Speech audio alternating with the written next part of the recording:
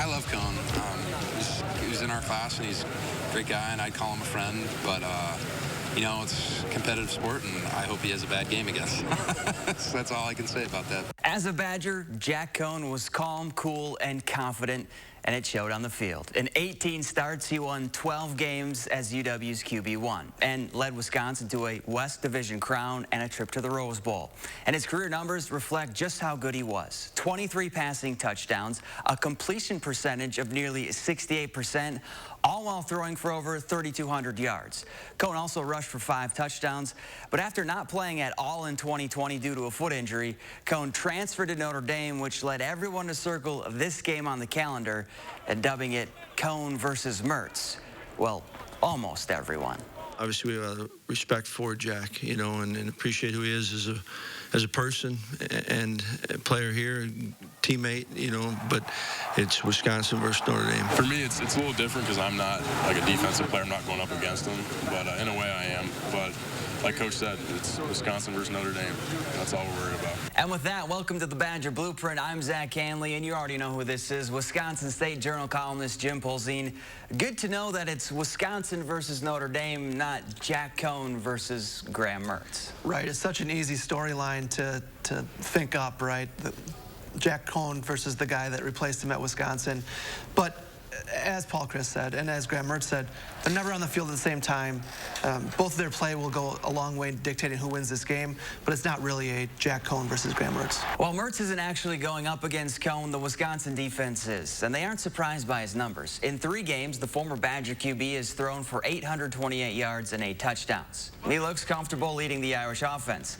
That's something the Badgers hope to change by finally getting the opportunity to hit their former teammate. I think I might have hit him a couple times in a live spring ball practice, but it'll be fun just to go against him. I mean, like I said, a good friend like him, just guys competing. It's just like when you were younger and you're in the backyard playing against your brother. I don't think I've ever hit Cone in my life, so hopefully I get the chance Saturday. But yeah, I mean, I don't know, it's weird like watching film and stuff like that, seeing, you know, Cone, I'm studying Cone. Now, the Badgers know Jack Cone and Jack Cone knows the Badgers, but nobody really has an advantage when it comes to that. No, I think it's different offense, right? Notre Dame is a completely different offense, different tendencies, all that's different. I think if anybody has a slight advantage, it's probably Jack Cone. He's gone against this defense a lot during his career. But on the flip side, Jim Leonard knows that, right?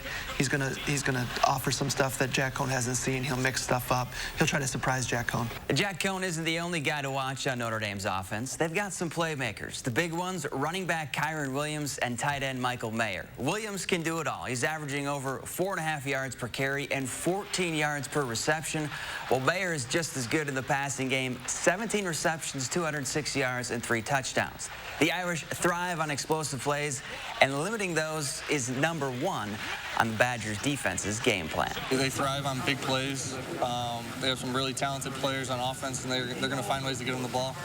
And our job is just to try and limit it as much as possible and eliminate those big plays as best we can. They do a great job at getting the ball into their playmakers' hands, you know, their best players, and really trying to get it in their hands in a lot of different ways too. So they're going to test us with that. Big plays hurt Wisconsin in the second half against Penn State, and that's what Notre Dame is really good at. The Badgers can't let those 2 guys get loose on Saturday. No, certainly not. This defense has been almost perfect this season, right? But you just think back to that second half against Penn State where they gave up a little bit too much over the top. The secondary had a couple breakdown issues. They can't do that against Notre Dame because, as we've seen in 3 weeks, Jack Cone and his 2 threats will make them pay. There's a familiar feel on film while watching the Notre Dame defense. They're physical and they throw a whole bunch of different looks at you.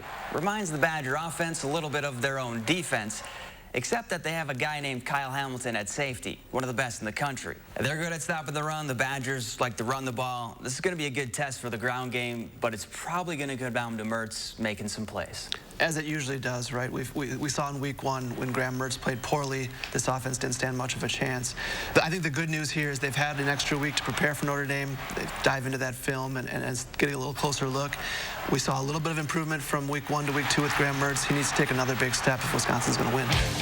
And still to come, the Badgers are no strangers to big stadiums. What they did the last time they played at Soldier Field and what it means to this group. More Badger Blueprint is next.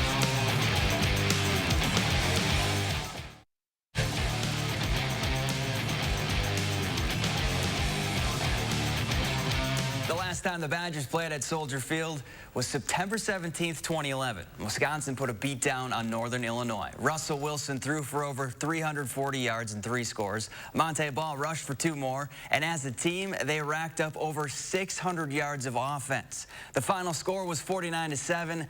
But it wasn't even that close. Matt Henningsen was at that game, and now having the opportunity to play in that venue, well, it's pretty special. Anytime you get to play in an NFL stadium, you'll remember it, right?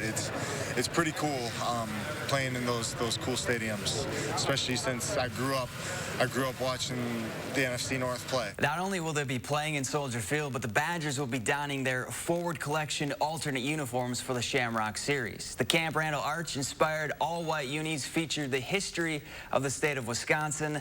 They look good, they feel good, but do they play good enough for a win against Notre Dame, Jim? I don't think so. It's hard to trust this team against a ranked opponent. We know the stat. They've lost 6 consecutive games dating back to 2019 against ranked teams.